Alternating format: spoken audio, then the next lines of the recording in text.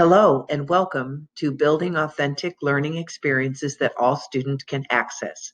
This is a session that was originally presented for NFLC 2020 in New York City. I'm Rita Oleksak, the Director of Foreign Languages and English Language Learning in Glastonbury, and I presented this session along with my colleague, Megan Villanueva, who is a 7th grade Spanish teacher in Glastonbury. Today, we have several session outcomes for you to contemplate as we go through our session. I can tier tasks for a single text. I can tier text for a single task. I can scaffold for different modes of communication: interpretive, interpersonal, and presentational. I can create authentic learning experiences that all students can access. So let's go. I always like to start with the ACTFL proficiency levels and our inverted pyramid. This has been a very important document for everyone to use since the early 80s. And now it's even more clearly spelled out about moving children from novice to intermediate to advanced. And we all know well that it takes a lot of intentionality and planning and purposeful design of units, lessons, and activities to help move students forward on the proficiency spectrum. This is a document that was shared with us during the MAFLA Proficiency Academy by Thomas Sauer in 2016. In language studies, proficiency is the industry standard. Therefore, developing proficiency in our students is ensuring they are college and career ready. I think if we use this as our mantra, we know what our end goal is. In Glastonbury Public Schools, these are our proficiency guidelines. They're targets for the end of the year. And this is across our different languages and different schools with different time frames. This was originally created through the work that I did with Greg Duncan in the 2015 Proficiency Academy at MAFLA, gearing up for where students should be at the end of each academic year study in a foreign language. This is another very important document for me to use with my teachers. It is a reflection tool, and it came out of the Teacher Effectiveness for Language Learning website, the tellproject.org. I use this as for the first time when I go in to observe a teacher. I want to get a feel for what's happening in target language use with the students. Of course, it will depend on the kind of activity they're doing or the opportunities they might have depending on the kind of lesson that is being presented. This is a snapshot of our website, www.glastonburyforeignlanguage.org. I will mention this again at the end of the presentation, but you might want to go back in and look at some of the links that are here that relate to our curriculum and our program. It will list the essential questions, external assessments that we give, how we decide on placement and leveling, and it'll give you some ideas on our rubrics, which you are welcome to use, but I would ask you to give credit to Glastonbury Public Schools. Here is a more in-depth view of the different district-wide rubrics that we have in Glastonbury. So when we talk about the big picture, let's look at a 7th grade Spanish classroom that Megan teaches. She identifies the unit, and in addition to the grade level essential questions, there are also unit essential questions. Then she identifies the can-do objective in the target language by talking about the yo puedo, what can I do? The how well can I do it? And how am I going to know when I have been able to do it? And why? Why is this important? Why is it important to understand the characteristics of geography that affect daily life in a certain place? So how else does she set this up? Quickly after the warm-up, she reviews the objective with the class. They either stay on the board or in other classes they might be shared through Google Classroom or on a PowerPoint. Her exit slips will typically reflect back to the learning objective.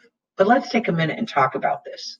One of my goals in recent years has been, again, working with Thomas Sauer through the Pearl workshop last summer, was talking about moving learning objectives beyond just posting them at the beginning of class, reviewing them, revisiting them during transition points in the middle of a class, and at the end, reviewing that learning objective, target learning objective again, so that students can talk about what they know and are able to do and the why behind what they did. This was a very important document for me during the Mathla Proficiency Academy in 2016. And it still revolves around the work of learning targets. We just keep working on them more and more deeply to help get at the root of what we want students to know and be able to do. He simplified this for us, taking an I can statement, identifying a language function, and giving it a context, which equals a learning target. We keep this in the forefront of the work that we do, and then it becomes easier to develop appropriate learning targets for the students. Here's some examples of functions. All the kinds of functions that you might have on the input end, interpretive, and on the output end, actual production of language. There are a lot of ways to have language functions that don't necessarily involve the students in having to produce the target language if they're not ready.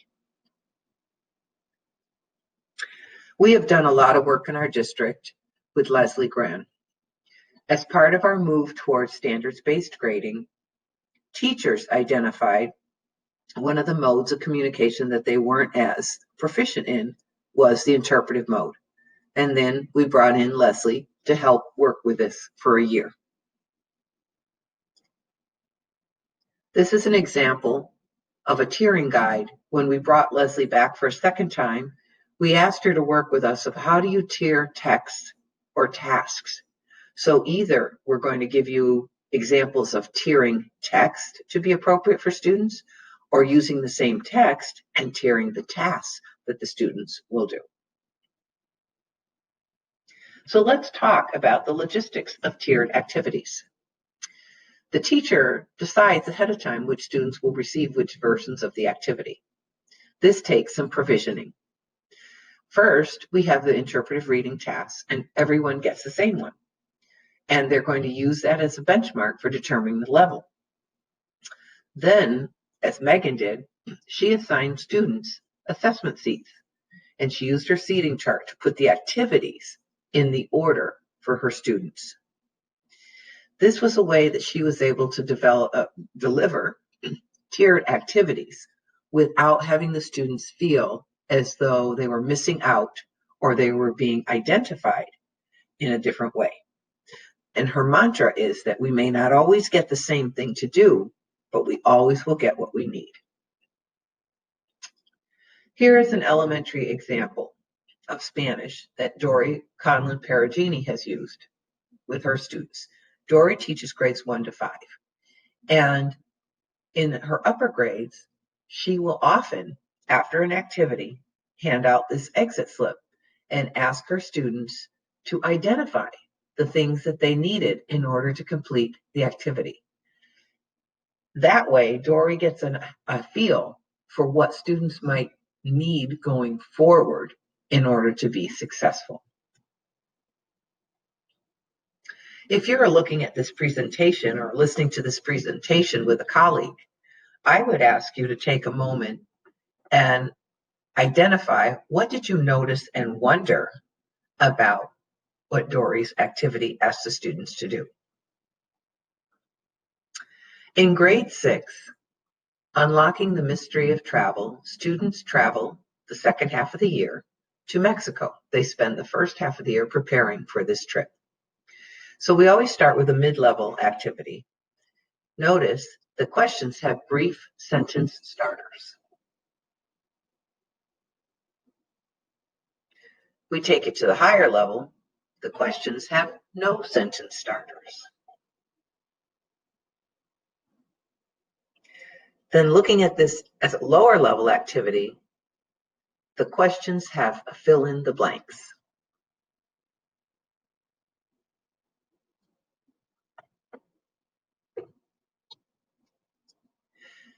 Right before the Thanksgiving break, teachers in 6th grade often do an activity about Black Friday shopping. They start with a mid-level activity. They give questions to answer in complete sentences. The higher level give answers, and the students need to identify the questions. Finally, the lower level activity, they give the questions and sentence starters for answers. This guides the students that need a little extra support. I've given you a few clues, but what did you notice and wonder about these tiered tasks?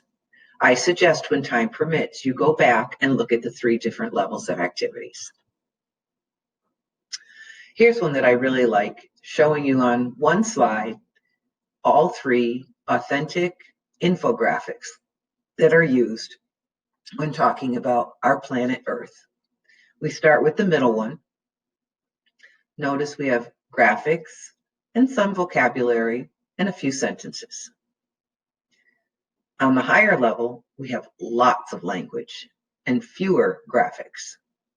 And on the left, for the lower level, you will see very clear, sharp images with very simple wording. In this case, the texts have been tiered and the activity is the same for all the students. I've given you quite a few clues about this one, but I would also encourage you to go back and see what you noticed and wondered about these tiered text activities. This is an example of a high school French article that students worked through having to do with DNA. We have 3 levels of French in the high school: a regular level, a Roman numeral level that is a slower paced class for students, or an accelerated level 1. For both the regular level and the slower paced, the students really needed to identify principal ideas. For the higher level, they had to identify principal ideas, but then they also had to talk about the advantages and the dilemmas involved with talking about and dealing with DNA. Another Spanish example for freshmen is about the Columbian exchange and Christopher Columbus. On the left, you'll notice this article has some visuals, pictures, and graphics. And on the right is the activity. Again, on the left,